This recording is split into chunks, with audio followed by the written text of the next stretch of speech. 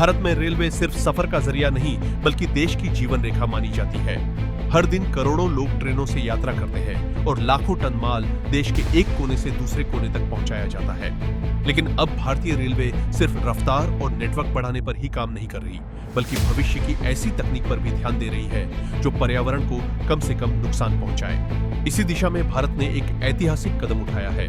भारतीय रेलवे देश की पहली हाइड्रोजन ट्रेन को शुरू करने की तैयारी में है और इसे भारत के ग्रीन ट्रांसपोर्ट मिशन की बड़ी उपलब्धि माना जा रहा है। हरियाणा के जींद सोनीपत रूट पर चलने वाली यह ट्रेन भारत की पहली हाइड्रोजन फ्यूल सेल आधारित DMU ट्रेन होगी। रेलवे बोर्ड के अनुसार इस ट्रेन में 10 कोच होंगे और इसकी पावर क्षमता लगभग 1200 किलोवाट होगी। ट्रेन करीब 75 किलोमीटर प्रति घंटा की रफ्तार से चलेगी और लगभग 89 किलोमीटर लंबे रूट पर इसका ट्रायल किया जाएगा। खास बात यह है कि यह पूरी तरह स्वदेशी तकनीक पर आधारित प्रोजेक्ट है।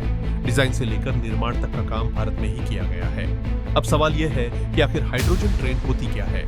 दरअसल सामान्य ट्रेनें डीजल या बिजली से चलती हैं, लेकिन हाइड्रोजन ट्रेन में फ्यूल सेल तकनीक का इस्तेमाल होता है।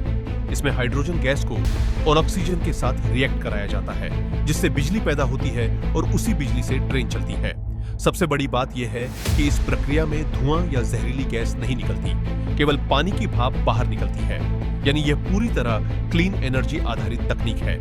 रेलवे के मुताबिक यह प्रोजेक्ट भारत के 2070 तक नेट जीरो कार्बन लक्ष्य की दिशा में बड़ा कदम साबित हो सकता है। जींद में इसके लिए एक विशेष हाइड्रोजन उत्पादन प्लांट भी बनाया जा रहा है, जहां इलेक्ट्रोलिसिस तकनीक से पानी से हाइड्रोजन तैयार की जाएगी। यानी पूरा सिस्टम ग्रीन हाइड्रोजन पर आधारित होगा।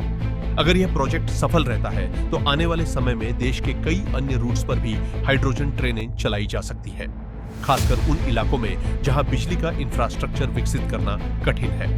विशेषज्ञ मानते हैं कि इससे डीजल पर निर्भरता कम होगी, प्रदूषण घटेगा और लंबे समय में ईंधन लागत भी कम हो सकती है। दुनिया के कई देश पहले ही हाइड्रोजन ट्रेन तकनीक पर काम कर चुके हैं। जर्मनी, जापान, चीन और स्वीडन जैसे देशों ने इस दिशा में प्रयोग किए हैं। लेकिन भारत का प्रोजेक्ट इसलिए खास है क्योंकि यह पूरी तरह आत्मनिर्भर भारत मिशन के तहत विकसित किया गया है। अगर यह प्रयोग सफल होता है तो भारतीय रेलवे का भविष्य और ज्यादा आधुनिक, सुरक्षित और पर्यावरण के अनुकूल बन सकता है।